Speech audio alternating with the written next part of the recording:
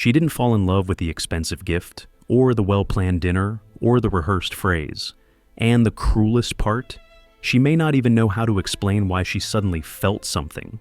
Because, contrary to popular advice, women don't give in to logic. They surrender to the invisible, to what touches them, before they even realize they've been touched. The average man believes that love is won by the sum of good intentions, but the truth is more brutal. She connects with what makes her feel, not with what tries to convince her. And the worst part? Often the more you try to convince her, the less she feels. It's a perverse paradox, and yet that's how it works. Society has trained men to believe that effort equals results. You work, you achieve, you demonstrate, you receive. But when it comes to female emotion, this math falls apart. The philosopher Ortega Y. Gasset said that love is not born of desire, but of surrender to fascination. And fascination, my friend, cannot be explained. It can only be felt. Women do not fall in love with speeches. They surrender to atmospheres. What captivates is not the well-placed phrase, but the well-sustained silence. It is not the perfect plan, but the presence that soothes even without words.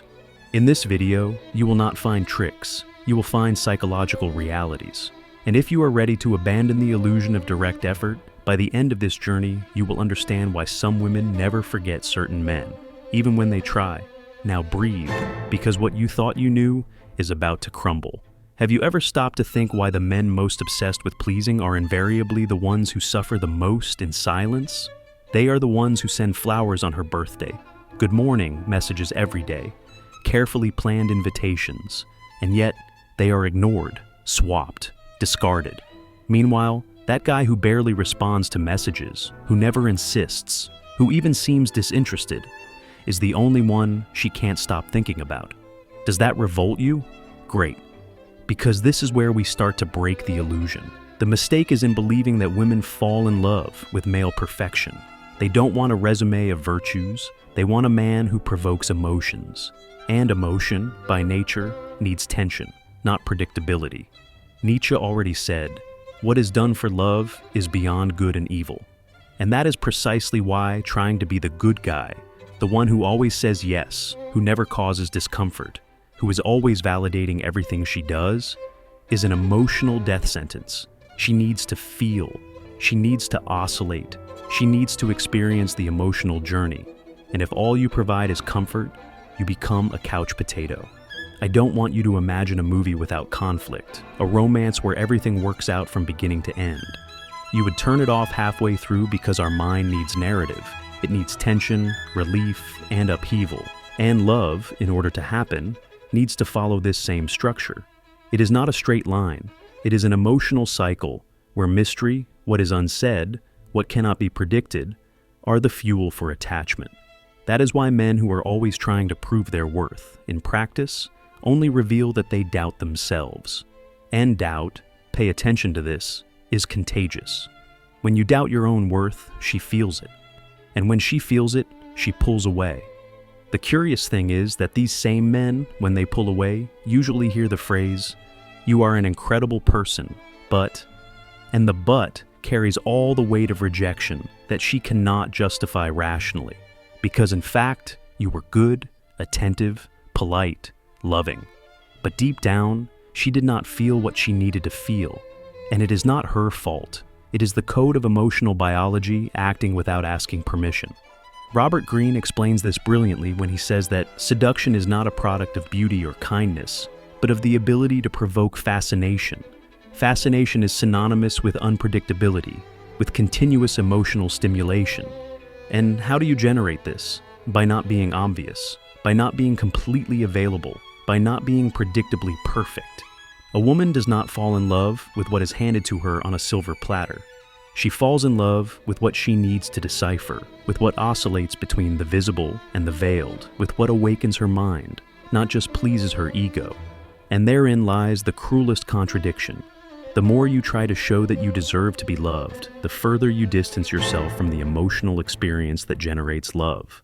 Excessive effort communicates need. Need communicates need. And need turns off the instinct for connection. That's why the path to conquest begins with deconstructing your desire to convince.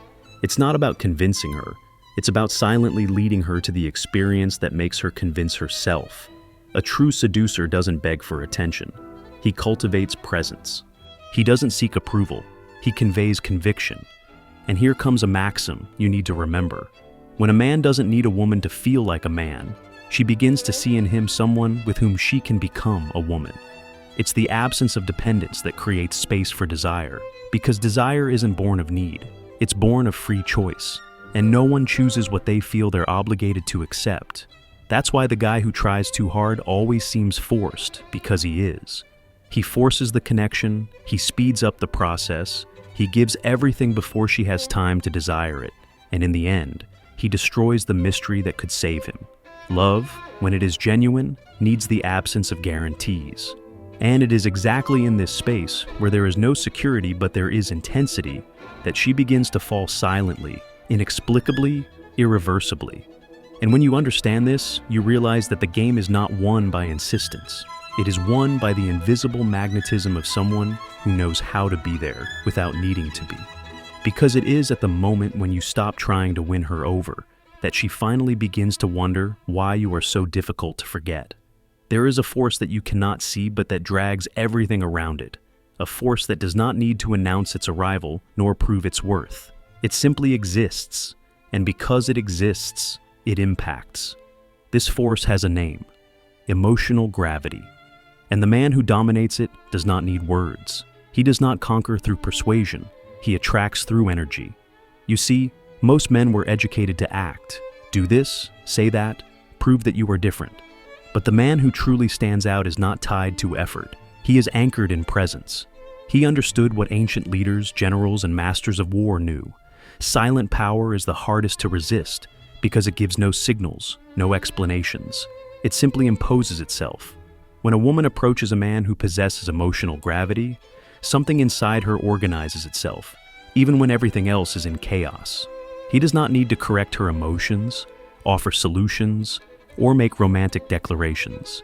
He simply stands firm, unwavering, and in that firmness, she surrenders. Because suddenly she no longer needs to pretend to be stable. She can sway, she can fall apart a little.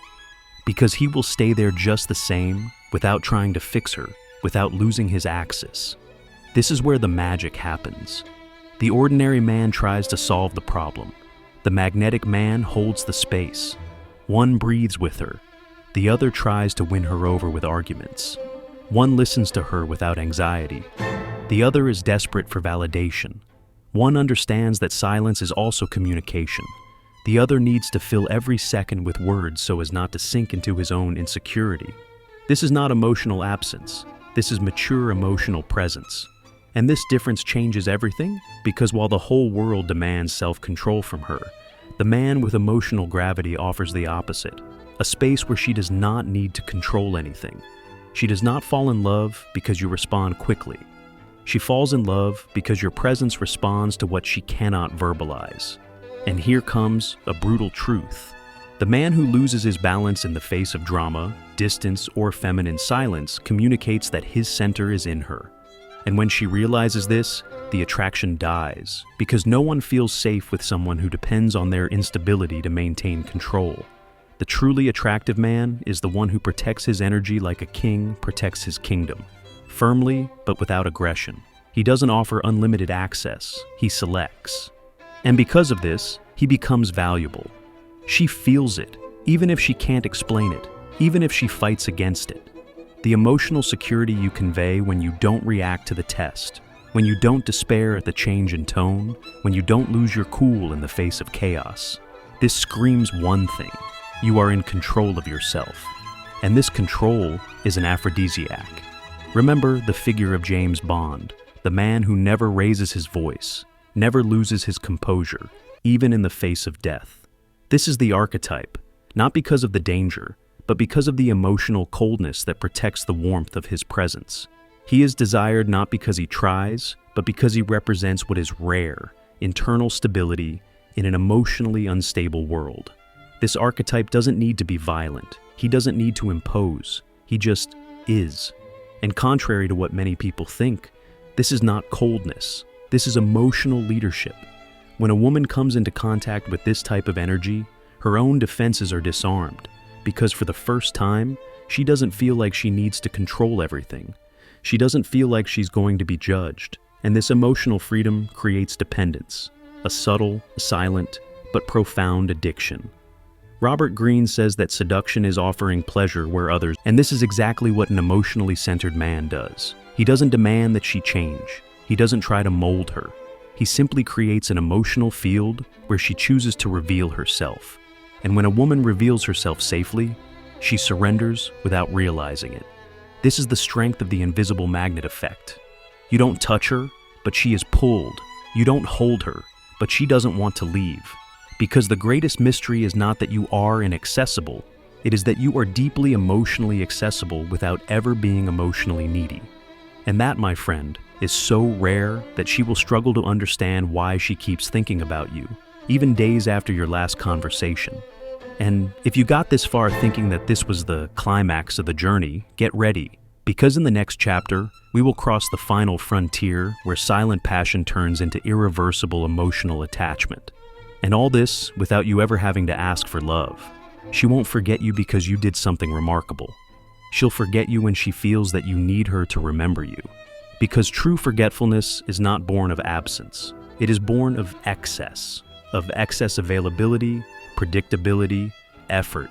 Now, the man she can never erase from her mind is the one who didn't try to make himself unforgettable. He just lived in a way that she could never ignore. Imagine a train passing by. It doesn't make any noise, it doesn't honk, but it has direction, strength, rhythm. It keeps going, and without realizing it, you look, observe, follow it with your eyes, and ask yourself, where is he going? This is how a man in motion acts on a woman's heart. He doesn't explicitly invite her to get on, but his very path awakens in her the desire to be by his side. Because it is impossible to ignore someone who has direction. This is the man who lives a magnetic life. Not because he flaunts his achievements, but because he cultivates consistency. He doesn't shout who he is, he lives who he is. And because of this, everything around him is organized, including female desire. He doesn't say he's growing, he shows every day that he's evolving. And this silent evolution is like a scent trail that lingers in the air even after he's left the room. She connects to it not by logic, but by instinct. Because a woman's deepest desire is not to find a man who completes her. It's to find a man who invites her into a more expansive world. A world she wants to explore, but doesn't yet know how to enter. And contrary to what insecure people believe, she doesn't want to be the center of your life. She wants to feel that your life already has a center, and that there's space for her to orbit. It's in this space that deep emotional attachment is born, when she realizes that you're not waiting for her, but you're not rejecting her either, that you're not chasing her, but you're not disappearing either, that you're constant, but not too available. This creates an emotional tension that holds her back without you ever having to hold her back. And here comes one of the most subversive concepts of the modern seduction: strategic absence. When used wisely, it is not disinterest, it is appreciation. It is understanding that desire only exists where there is air to breathe. Have you ever noticed how the most striking perfumes are not the most intense, but the ones that remain even after the person has left? This is how your emotional presence works. It must remain even when you withdraw. Scarcity is not manipulation. It is a filter. It is the most powerful way to communicate value without saying a word. Because when you limit access, you amplify importance. When you take care of your own time, your own focus, your own energy, she understands silently that she needs to deserve space in your life. And that is when the game changes. Because suddenly, she's no longer deciding whether she likes you. She's trying to figure out how to be worthy of walking by your side. A woman does not fall in love with a man who puts her at the center of everything. She falls in love with someone who already has a center, and who invites her, without needing to walk around it. This is not selfishness. This is emotional maturity. And maturity, in today's world, is a rare aphrodisiac. And here we return to the point that started this whole journey. The man who understands that it is not what he does for her that holds her back. It is what she feels when she is around him, even without him trying. And what she feels when you live this posture of emotional leadership is freedom. It is the only prison she wants. In the end, it all comes down to this. She does not want to be the reason for your transformation. She wants to participate in a transformation that has already begun without her. She wants to feel that. By connecting with you, she is entering an expanding universe, and no one abandons a universe that makes them grow. She can even walk away. But forgetting is another story. So, stop asking how to make her fall in love, and start living like the man she can't erase from her memory. Because when you live a life so full that she wants to be a part of it, you don't have to earn it. It offers itself. And when that happens, you finally understand what effortless seduction is, being the man she finds when she stops looking for anyone else.